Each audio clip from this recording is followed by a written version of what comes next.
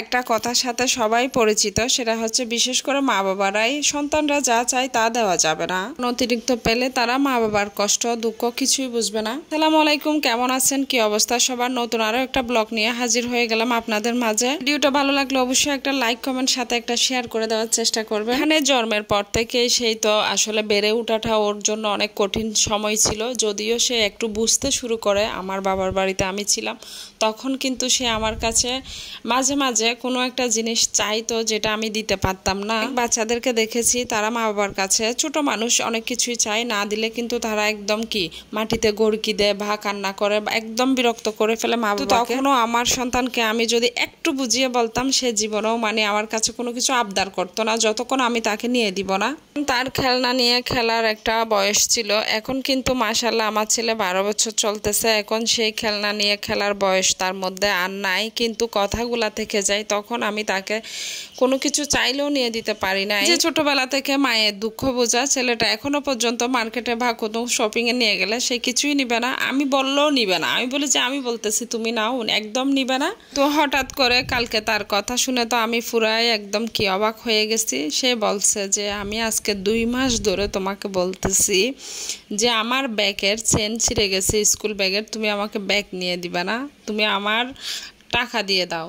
তো পুরো অবাক, কিসের টাকা? বলে যে আমার যত টাকা জমানো ছিল সব তো তুমি খাইছো। আমি তার সব জমানো টাকা খেয়ে ফেলছি, চিন্তা করেন। আমি বলছি কয় টাকা পাবা আমার কাছ থেকে? বলে যে আমি তোমার কাছ থেকে পুরা 40 থেকে 50 হাজার টাকা পাবো, আমার টাকাগুলা দাও।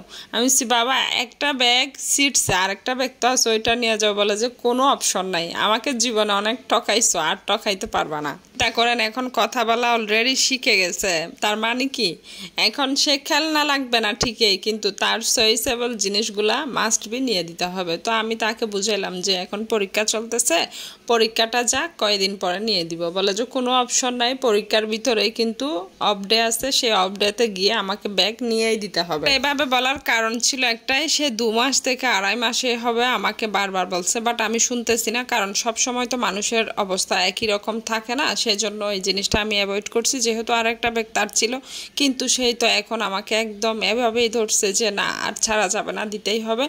আসলে সব দিক মিলে মায়ের কষ্ট হয় সেটাও দেখে, কিন্তু তারও যদি খুব একটা দরকারি জিনিস লেগেই যায় বা লাগবেই, কোনো অপশন নাই, তখন সে কিছু করার থাকে না। তো আমরা মনে করি যে সব সময় বাচ্চারা যেটা চায় সেটা দিলে হয়তো বা তারা একটু মা বাবার কষ্ট বুঝবে না, মা বাবাকে একটু বেশি জ্বালাবে।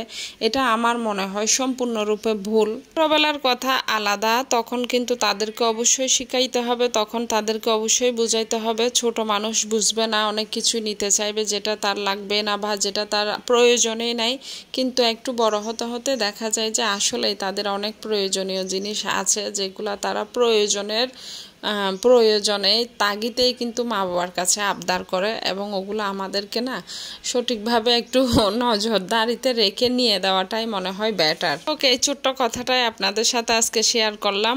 আর আসলে আমি চেষ্টা করি আমার সাধ্যের ভিতরে বাবার কষ্টটা যেন তার কখনো মনে হয়, এবং কখনো যেন কষ্ট না পাই যে বাবা থাকলে হয়তো বা এটা করতো, আমার মা করতেছে না। আমি আমার যথাসাধ্য আমার সন্তানের জন্য চেষ্টা করি। তো দোয়া করবেন, পাশে থাকবেন সব সময়, আর অবশ্যই ভিডিওটা শেয়ার করে দিবেন। আল্লাহ হাফেজ।